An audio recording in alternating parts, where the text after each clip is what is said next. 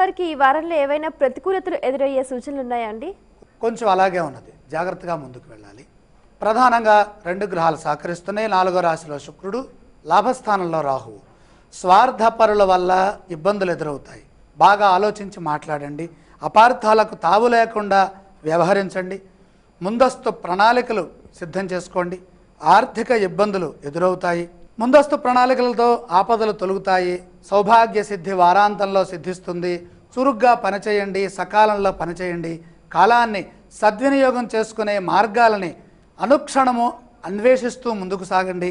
ఎవరో వస్తారు, ఏదో చేస్తారు అనే ఎదురు చూడవద్దు. మన పని మనమే చేసుకుంటూ ముందుకెళ్ళాలి. మన అవసరాలకు తగ్గట్టుగా బుద్ధిబలంతో పనులు సకాలంలో పూర్తి చేయడం ద్వారాగా ఒత్తిడిని జయించవచ్చు. ఈ రాశి వారు పఠించవలసిన స్తోత్రాలు ఏవండి?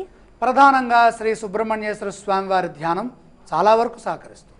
ఆలయ సందర్శన క్రమంలో ఏ దేవీ దేవతలను దర్శించాలంటారు? ఇక్కడ ముఖ్యంగా సుబ్రహ్మణ్యేశ్వర స్వామి వారి దర్శనం చేయడం ద్వారాగా శత్రుదోషం తొలుగుతుంది. ఈ రాశి వారు చేయవలసిన దానాలు ఏవండి? ఇక్కడ 4వ రాశిలో చంద్ర కుజదోషం కనపడుతుంది కనుక బియ్యము కందులు దానం చేయండి.